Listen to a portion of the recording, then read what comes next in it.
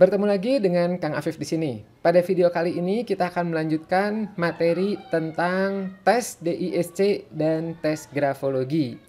Kali ini kita lebih fokus, lebih spesifik, yaitu membahas D, yaitu singkatan dari dominance. Apa itu arti dari D dan bagaimana tanda-tanda dalam tulisan tangannya akan kita pelajari secara mendalam di materi ini.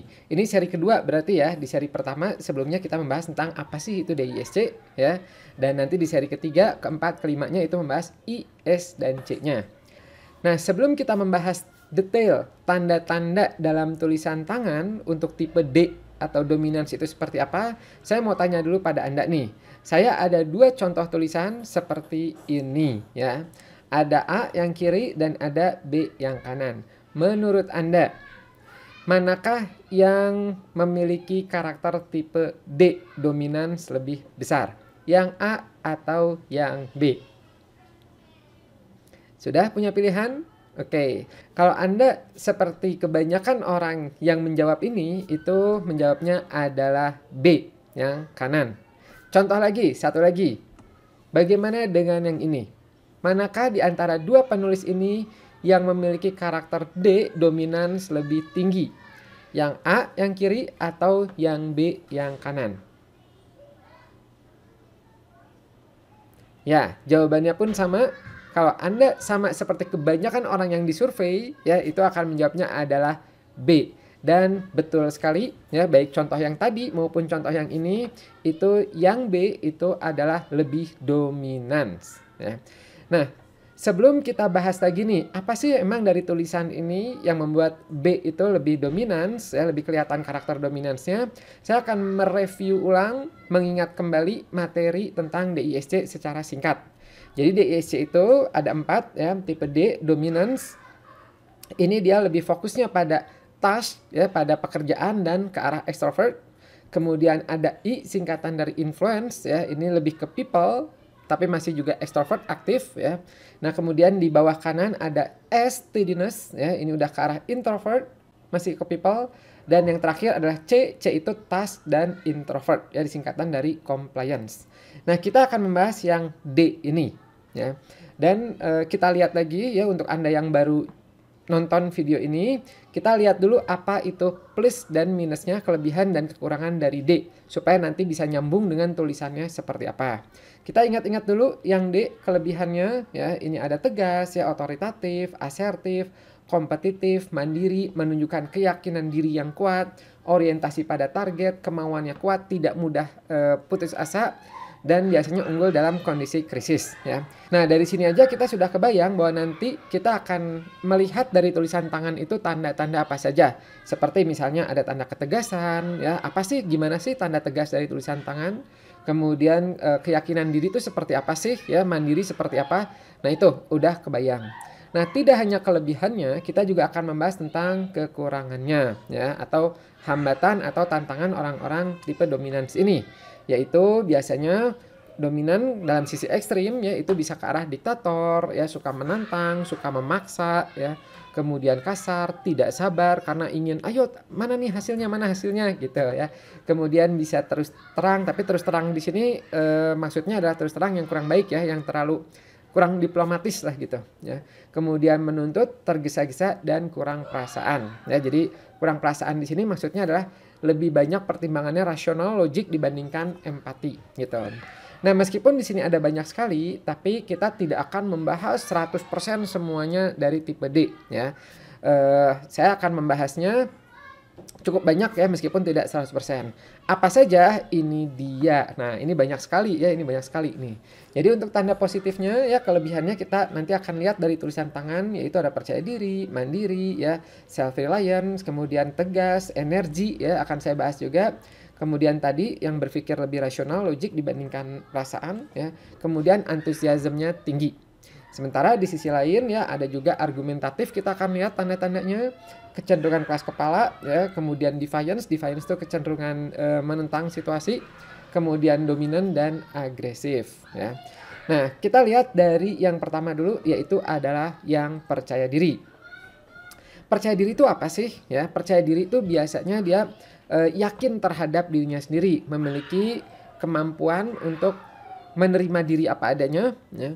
Nah ini ya, memiliki rasa percaya diri yang tinggi, mandiri, mampu tampil apa adanya, ya, mampu bekerja di bawah tekanan, tidak terlalu merasa terancam dengan situasi baru atau asing. Atau kalau menurut dari Ignovo, ya, dari sumbernya ini ya, dari menurut Neil, Hadi dan Putri, secara sederhana self confidence itu yakin terhadap diri sendiri. Nah, bagaimana sih tanda percaya diri dalam tulisan tangan? Ini ada banyak ya, ada sekitar 10. Nah, di sini saya akan menunjukkan pada Anda 3 di antaranya, yaitu adalah ukuran hurufnya medium ke besar. Jadi orang-orang pede itu biasanya tulisannya itu rada besar-besar ya, medium ke besar. Medium tuh kurang lebih 3 mili ya ke arah besar. Nah, ukuran huruf ini memang berhubungan juga dengan minat sosial. Jadi semakin besar ke arah extrovert ya, ke arah minat sosial tersebut. Kemudian nama diawali dengan huruf kapital. Ya, nama diawali huruf kapital seperti contohnya ini ya, Z gitu ya, Zamri misalnya, ya, Soekarno misalnya nama nih S-nya kapital. Nah, itu adalah yang kedua.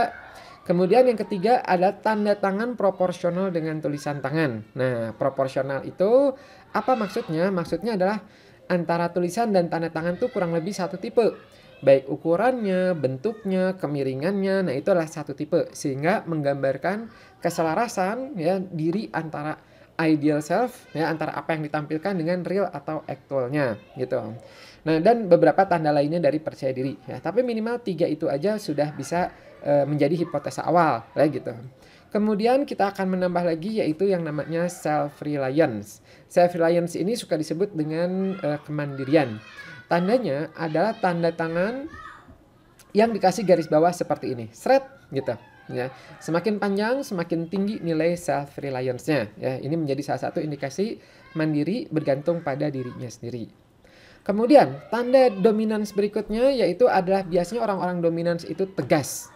Nah, untuk ketegasan itu kelihatan dari cara dia menulis, terutama tarikan-tarikan yang lurus ya, yang tegas gitu. Bahkan ketika ada lekungan yang sama dia dibikin lurus tegas, itu juga bisa menjadi ketegasan. Contoh, misalnya ini contoh yang suka saya tunjukkan ya. Misalnya kita mau membuat kotak ya, mau bikin kotak. Nah, saya akan bikin 2 versi. Nah, yang satu bikin kotaknya adalah kayak gini, set, set, set, set gitu. Ya. Yang kedua bikinnya adalah nah, seperti ini. Ya. Pelan-pelan ya gitu. Nah, tentu antara yang satu dan kedua ini ada perbedaan. Yang perbedaannya apa?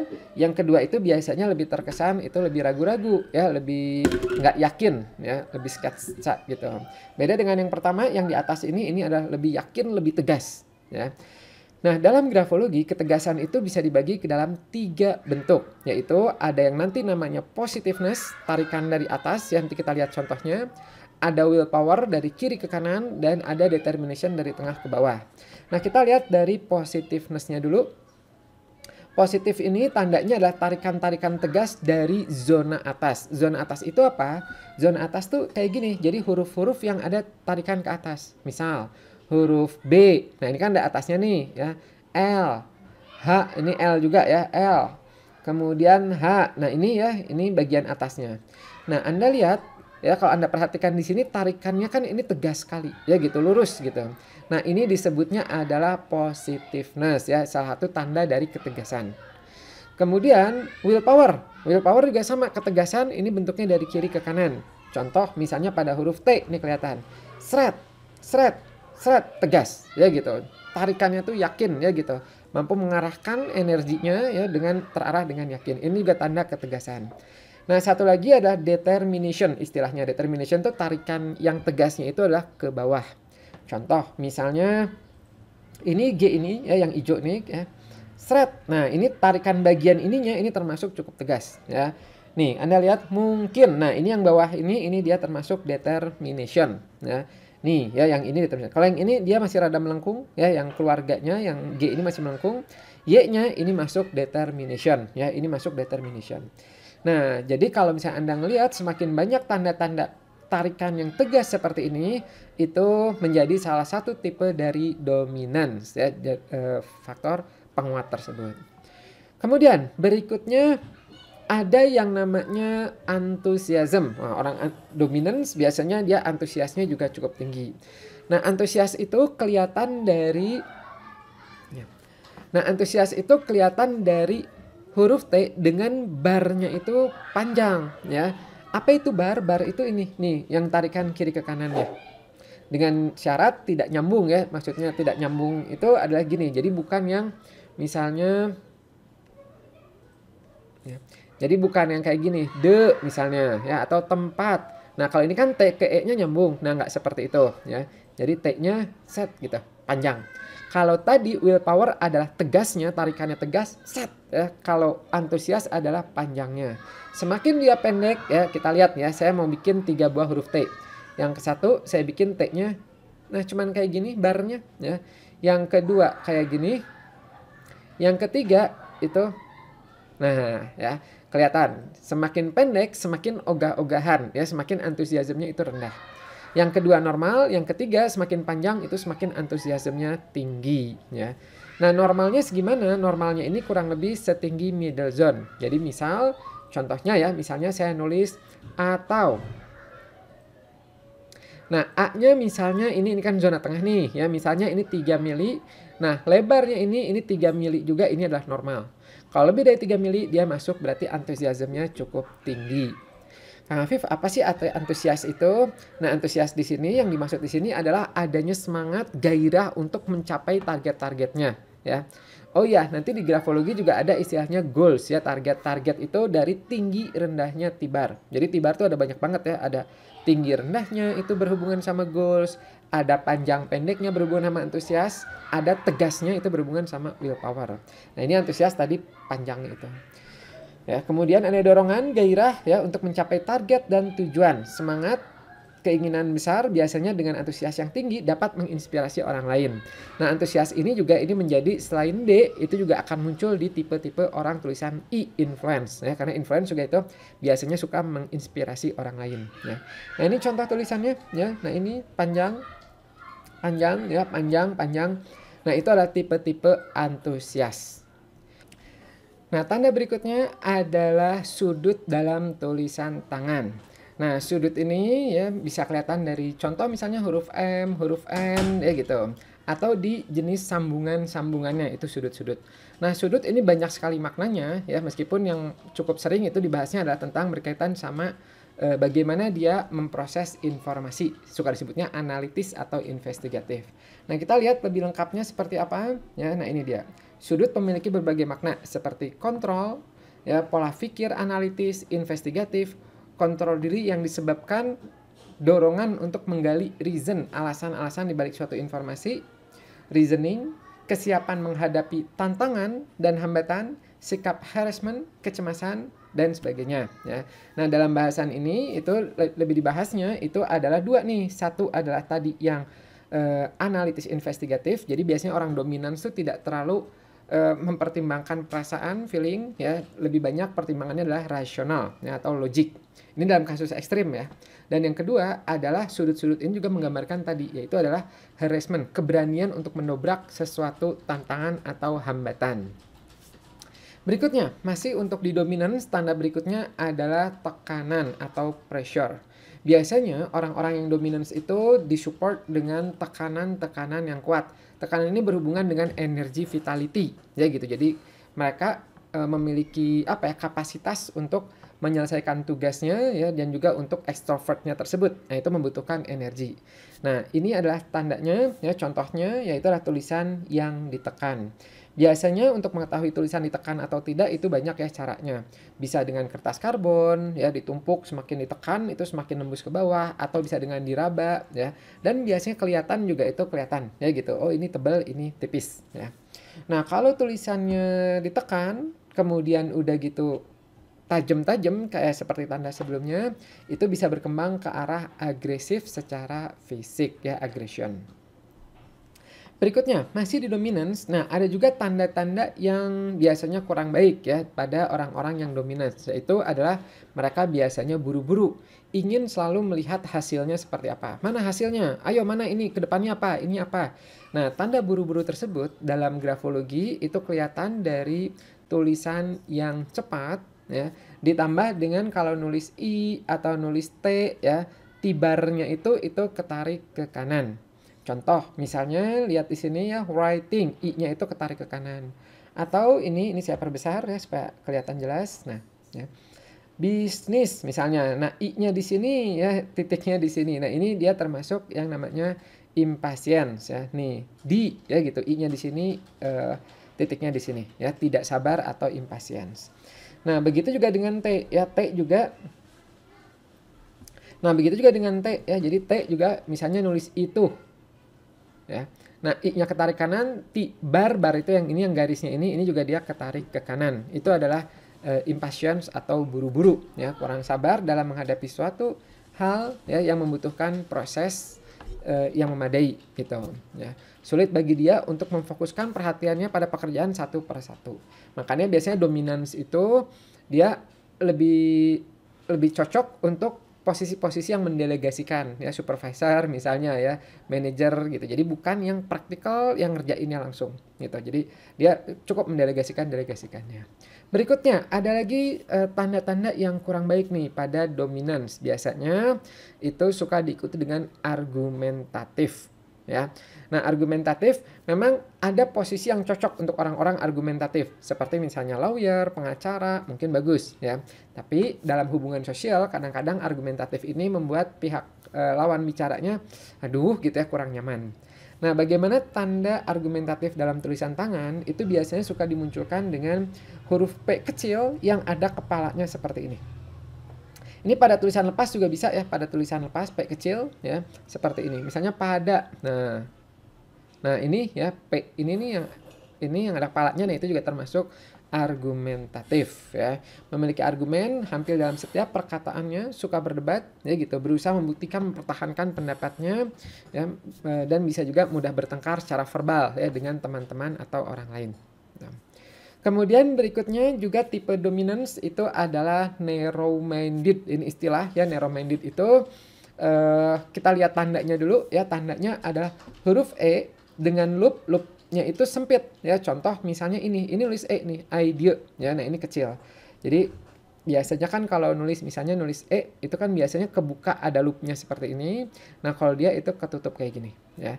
Itu disebutnya narrow-minded. Dan ini cara mudah melihatnya kayak telinga aja ya, telinga tutup. Nah, apa arti narrow-minded? Berarti dia cenderung tertutup ya akan opini atau masukan atau pendapat dari orang lain. Ya, cukup sulit untuk mendengarkan masukan dari orang lain, dan ketika opininya terbentuk ya, dia akan berpegang pada opininya tersebut ya, sulit untuk menerima masukan dari lingkungan atau dari orang lain gitu ya.